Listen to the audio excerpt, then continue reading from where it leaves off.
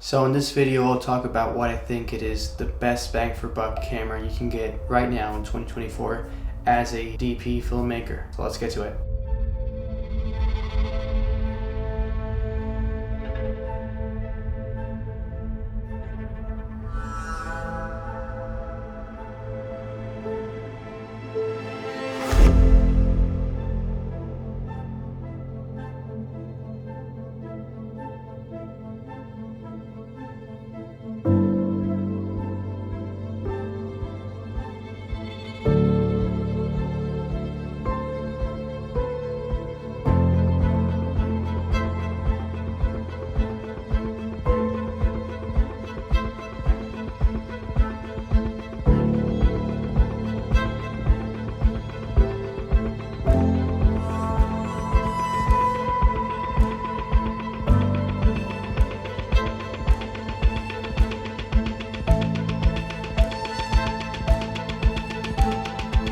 So you probably guessed it by the thumbnail of the video.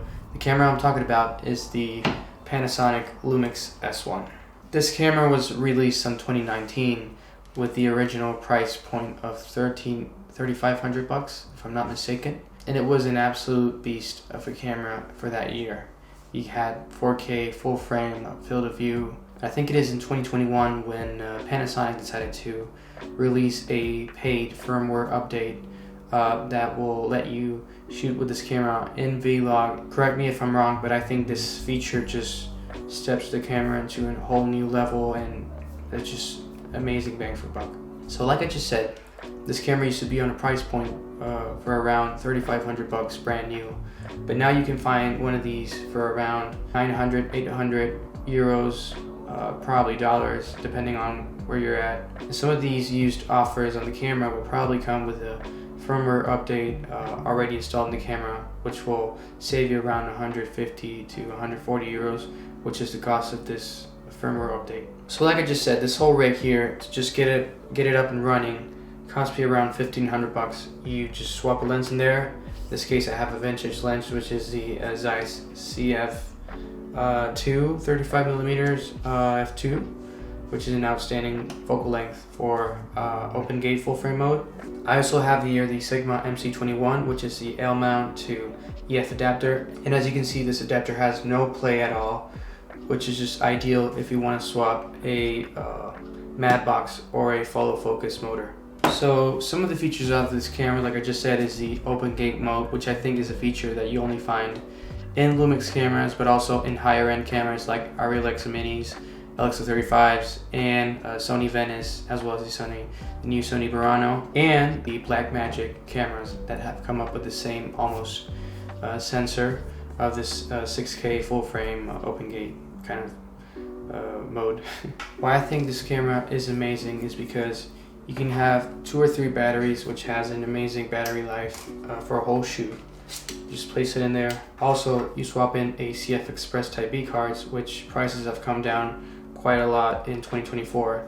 I got this half terabyte card for, I don't know if it was 130 euros. So this whole kit will cost you around 1,300, 1,400 euros. If you swap in the lens, it will set you back at 1,500 to 1,600 euros, and which is an amazing value for the price. I don't think you're gonna find anything else that gives you these same features for this price range. Now the camera, like I just said, has a open gate sensor full frame. It features one of the best IBIS systems you're gonna find on any of the major brands. It has a dual slot card, so you can swap in a CF Express Type B card, but also an SD V90 or V60 card, which makes the camera a lot more versatile.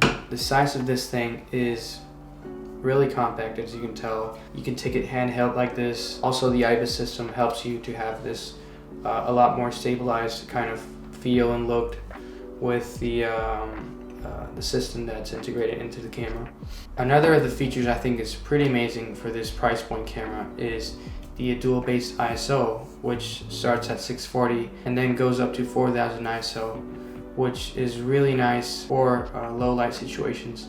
Did I mention that the image is 10-bit 422 vlog if you install this firmware update I'm talking about, which I think is just necessary if you buy this camera, which makes it really versatile, but you can also shoot in 8-bit.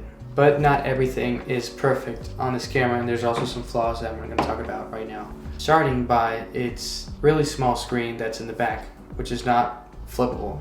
The latest Lumix S1H camera used to have a flip screen that just gets out of the camera, but this one does not have it, so you can just flip it this way and toss it to this angle like that, so you can have it like in vertical mode like this, which is, I guess, great, but it's not the best. One of the other downsides is that you cannot record in RAW or any type of RAW internally in the camera, but you can if you use an external monitor, such as the Blackmagic Video Assist, which you record in B-RAW, or if you have the Ninja V recorder monitor, which will let you record in 12-bit ProRes RAW. It just depends on the software you're using. If you use the ProRes RAW, you're not going to be able to place it in DaVinci Resolve.